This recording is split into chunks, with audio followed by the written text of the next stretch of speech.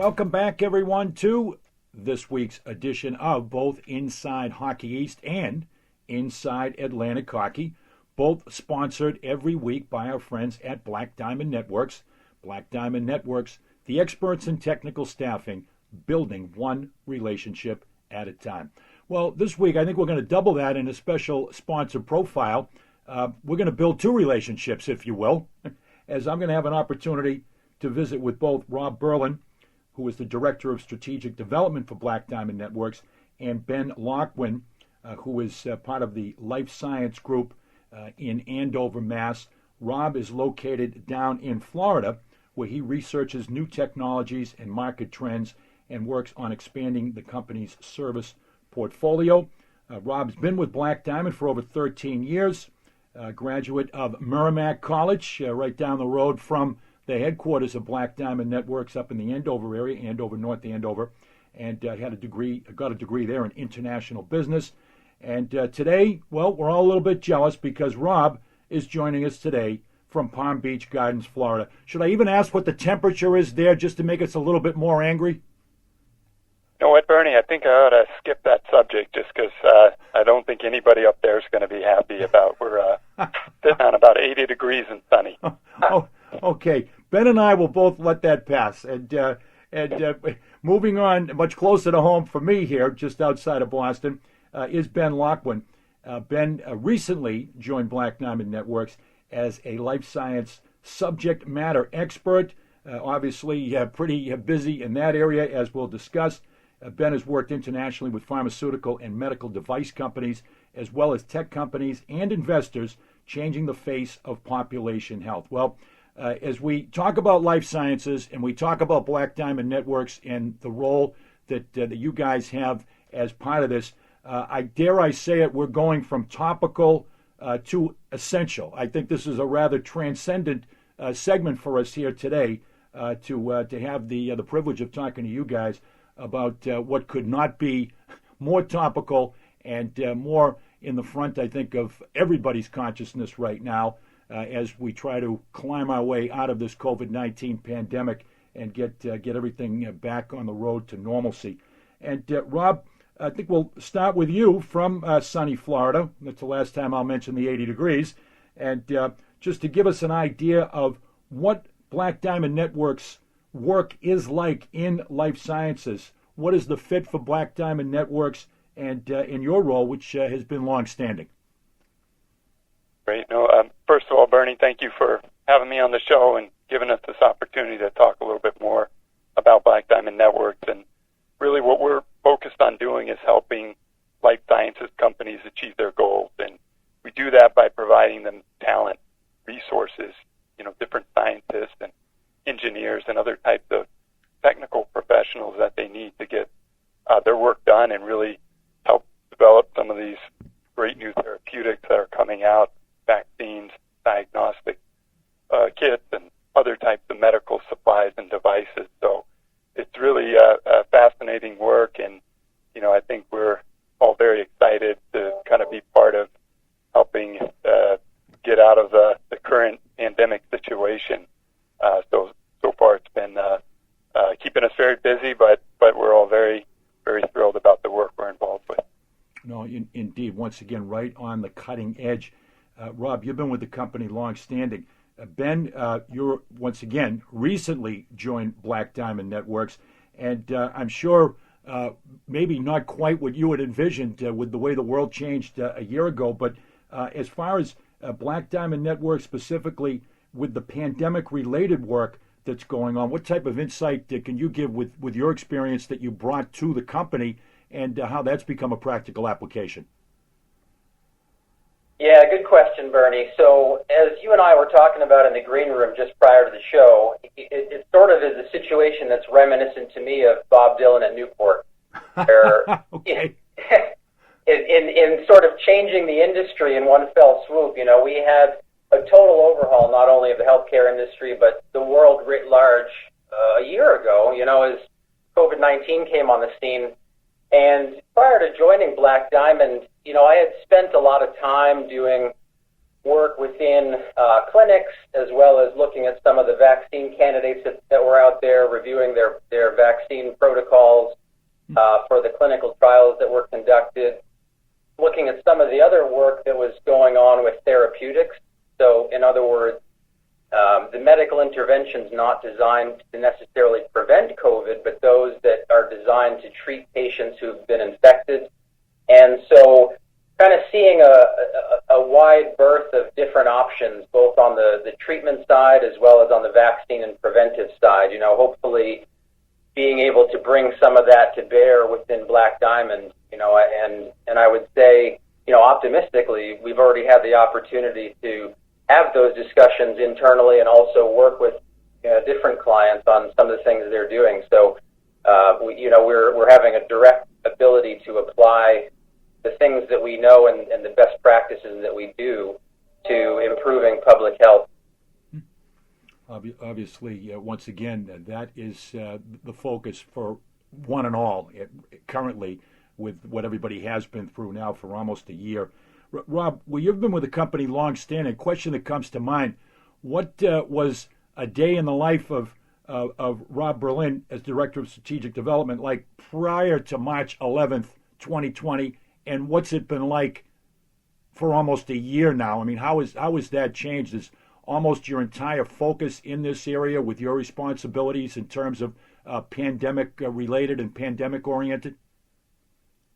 Yeah, no, it's been a tremendous change, and I kind of relate it to the feeling is that all of a sudden the fast-forward button was pressed, and we're having to do a lot more work and kind of balance a lot more activities because, we prior to the pandemic starting, we have a very successful business and a lot of clients and consultants that rely on us. And, it was a bit of a challenge initially to still fulfill all their needs, as well as look at all the new emerging help that was required by some companies that we had been doing work with and some new clients to be, if you will. And, I think what's been most surprising to me is just the speed that everything's happened. We're looking at now, here we are about a year out. Here in the U.S., we have 2 vaccines that are already under emergency use authorization, another one that is probably shortly behind, a few more on their way. We have other therapeutics that are out there, and the diagnostic tools are just continuously improving. And, to kind of be involved in a lot of that and feel like we're doing a part to really make an impact has been, I think, a very, it's really renewed my focus in what we're doing here at Black Diamond. And Ben, maybe this one would be for you. I know from my own research and observation that what was done in terms of having vaccines available in this window was nothing short of amazing. I mean, I've heard, for example, I think they were referring to swine flu and some other infectious diseases where often, I mean, correct me if I'm wrong here, 2 to 3 or maybe a 5-year period. I mean, this was done in less than a year to have, I guess, really remarkable to think that there's something on the market now that people will have the opportunity to utilize in order for us to get to this herd mentality and immunity. Yeah, that's exactly right. We have really witnessed, part of it being through Operation Warp Speed, which was the federal program, and then the other components of it were just the international scientific communities working together to develop therapeutics and vaccines. And on the vaccine front, it really did cut several years off the process. It's been pretty remarkable. And, I sort of, it's unfortunate given the situation, that has to be what brought it to that. But at the same time, I think there's a lot of us in the healthcare industry that, if we step back philosophically, almost feel fortunate to be able to be at the moving frontier of science. And, we're literally witnessing science happen at this moving boundary of the future. And, these things wouldn't have occurred had we not had, the unfortunate morbidity and mortality tolls that we've had on the public. But, at the same time, I think it also renews some of my faith in the public and humanity about being able to just sort of pitch in together and work together when there's existential threats and crises that face us. Absolutely the case. And once again, we are living history in a very unique and strange period of history, if you will, considering that this is the first pandemic in a century, in 100 years.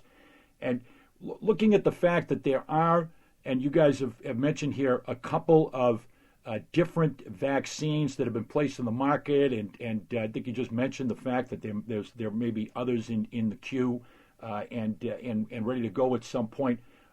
As far as the listeners, what do they need to know about the vaccines and what's to come? I've heard various things about the efficacy, the first shot, the second shot, the 90%. The second shot can get you to 95%. Side effects of the first shot, side effects of the second. I guess either one. I was going to say that's a jump ball if either one of you guys wants to get started and the other one wants to finish up on that one. Yeah, I'll jump in.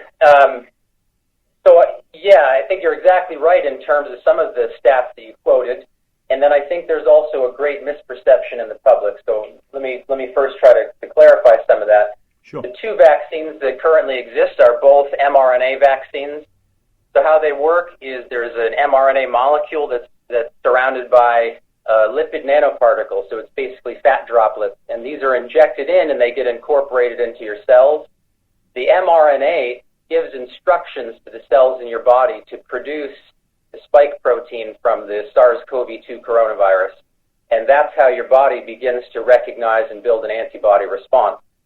Now, the next vaccine type that's likely to be authorized uses a different sort of what's called vector. It's a viral vector. That just means how the vaccine delivers its product into the body. So it uses an adenovirus, which is a cold virus that people get, seasonally when you get a cold, and it's called replication defective. So that just means that it's incapable of causing a cold in the person, but that virus delivers the same sort of payload to your body, and then your body builds the same sort of immune response.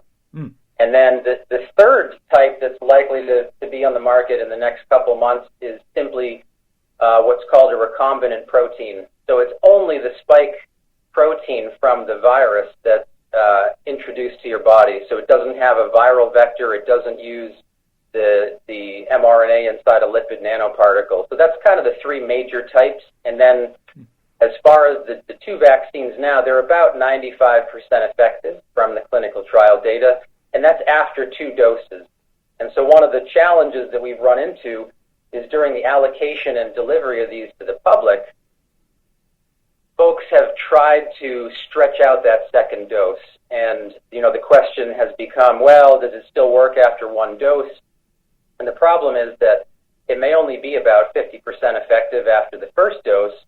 So you'd have a coin flip chance, basically, of having it protect you. And it might be higher in some people as well. And so we're still looking at some of that as well. But the challenge is keeping the second dose time windows similar to what was done in the clinical trial so that people they've been conferred this level of protection that we know about. If we extend it too long, it may reduce the protective effect, and it also may cause the protection to wane sooner over time. And that clarifies a couple of points. I think it'd be really helpful to people that have an opportunity to check out the interview here, check out this segment. And Rob, it begs the question for me, as the Director of Strategic Development, there's certainly been issues about the strategic development of the plan here in the Commonwealth of Massachusetts and beyond. I know you're ensconced in Florida right now, but as you see that, are there ways to build the better mousetrap, if you will, in terms of, once again, we're seeing a vast discrepancy from state to state as far as people, as it was a vast discrepancy in how states handled the pandemic itself in terms of quarantine and shutdowns, etc. How do you see it? Once again, I'm calling on the strategic development guy in terms of being able to, maybe in a more orderly and efficient fashion, do what has to be done in order to get us back to normal, which is to get the vaccine out. Yeah, no, you bring up a lot of good points, Bernie, and I'll stay focused on kind of what we're involved with, which is helping companies to build up the inventory and the supply of the vaccines. Because that's one of the things is if we have more vaccines out there, then the distribution of it becomes a bit easier. I know there's certain nuances with temperature controls and things like that are required, but what we're working with our clients on is, they I don't know if people realize this, but many of the vaccine developers, they need help to actually manufacture at a high volume these vaccine doses. So they're using other contract manufacturers and partners to help them to expand the inventory. And we're providing talent now to many of those companies to help them to speed up, make sure a safe product is getting out the door as soon as possible. And I think, that some of the issue just have to do with a bit of patience on our end. It's going to take time to build up the inventory and get it out there. But certainly, I don't claim to be an expert in supply chain logistics, but I'm sure there's many things we can point to that could probably be improved. But certainly at Black Diamond, we're committed to trying to help the clients that are involved in building up that supply and really focus on what we can do to put them in a better position. Well, both of you guys right now are in the eye of the hurricane, if you will, in the middle of this. That you mentioned living history.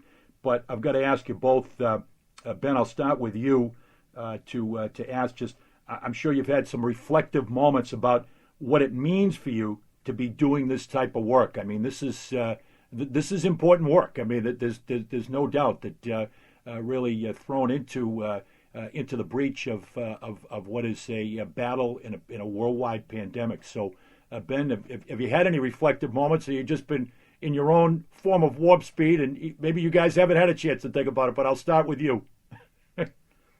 Yeah, I mean, I think some of that's definitely true. Running from one thing to the next sometimes precludes your ability to step back and take stock of everything in context. But, I mean, certainly it's been very highly rewarding work. I've been on the other side of the fence, like I mentioned earlier, doing things within the clinic, working within pharmaceutical, diagnostic, medical device companies. But on this side, I know exactly what it is that those companies need in order to get what they're doing to market, because I've been there. And, I think in many points in life, there's no substitute for experience. And so, being able to bring that to bear whilst in the breach, as you say, it's true in medical innovation as well as in hockey, Indeed. Well said. And Rob, any reflective moments for you, or have you been similar? I really haven't had time to breathe, let alone think about anything in a reflective way at this point. Yeah, no, I probably would put myself in a bit of the latter category where I haven't thought a whole lot about it, but I do know that, the times that I have thought on it, I really just feel fortunate, that Black Diamond as a company that we're in a position to help out, however small or indirect that part is. We kind of have the ability to do something about this awful pandemic, and I think that really helps to keep me focused on what do we need to do next, and just really make sure everybody's rowing in the same direction, and that we're making sure each day we're doing what we can, because there's a lot of people out there that are truly remarkable in what they're doing for all of us. And I think if we're able to do anything to help them along the way, I mean, it's really on us to take that initiative. So I just count myself very fortunate. Indeed. Well, we're all looking beyond and back to normalcy, and hoping that it's sooner than later, just right across the nation, across the world. But Rob, begin with you, where you're involved with new technologies and researching where those new technologies are and where it might be going. And then, Ben, you can chime in about what's next in the world of life sciences, which is obviously your area of expertise, Rob. Yeah, no, that's a great question, and there's so many answers to that, but I'll just maybe highlight a few of them. I mean, I think one of the maybe very few positives to come out of this awful situation is that, we've seen some really interesting developments in terms of the types of medicines and therapies that may be coming down the pipeline next. You look to gene and cell therapies that are in the clinic now and may be available in the not too distant future. You look at some of the new type of diagnostic tools and products that are, again, not that far away from being a reality. I think this impressive speed of development has also proven and given a bit of a blueprint for the companies in really getting out these next types of therapies quicker than maybe they thought was possible. So I'm actually encouraged by what is coming next and what the life science companies out there that are on the front lines developing the next generation, you will, of medicines and therapies and diagnostics. I'm really encouraged by what they're doing and what that will mean for us long term in kind of improving overall public health. And your observation, Ben, is it similar with what you see as to what Rob alludes to, that maybe some of these companies didn't know what their capabilities are, and it's encouraging to know what they might be able to achieve, and maybe in a shorter time frame? Yeah, definitely. I'd invoke for this particular audience, Bernie, the Wayne Gretzky aphorism that you skate to where the puck's going to be and not to where it is right now or where Absolutely. It has been. I think we achieve our greatest breakthroughs in healthcare by forecasting what's going to be next and then going there, not so much fiddling in the space where everyone else is at the moment. So I think, as Rob mentioned, we have a lot more new and much more targeted cell therapies, a lot of them for various types of cancer treatments. There's been a lot of work in some of the neurodegenerative realms like Alzheimer's, which will continue to be a tremendous burden on society as life expectancy creeps up.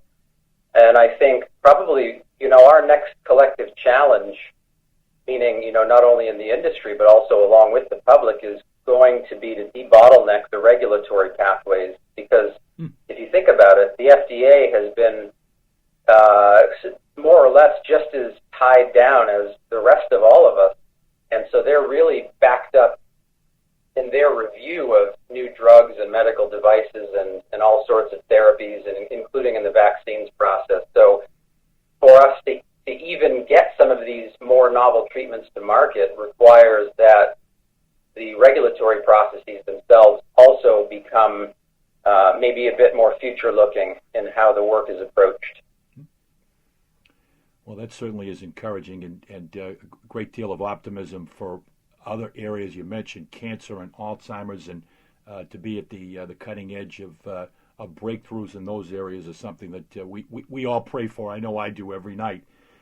Guys, this has been great to have the opportunity to get together, and really, in closing, as I have got to know Greg Corsier and Danielle and Liz and everybody that I've had an opportunity to spend time with, when I think of Black Diamond Networks, I think of that four-letter word that begins with T, T-E-A-M, and the teamwork that goes on within the organization. I think that's really a hallmark, and it certainly takes teamwork to defeat a pandemic, and I'm sure it means a lot to both of you to be part of what is truly the Black Diamond Network, not just the company, but the team at Black Diamond Networks day in and day out.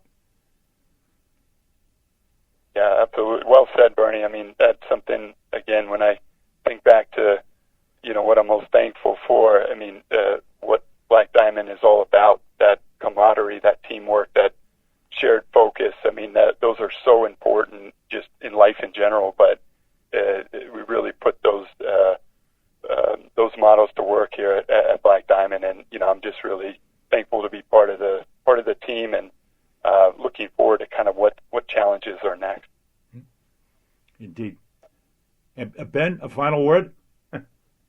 Yeah, I would say in hockey, as in life, trying matters. We've got to try and take risks to get better. And I think like you mentioned with the idea of team, everybody has a role. And, at Black Diamond, it only works if people are working together. And, these are high-stakes operations that we're working with, and could run into trouble if individuals begin to not operate as a team.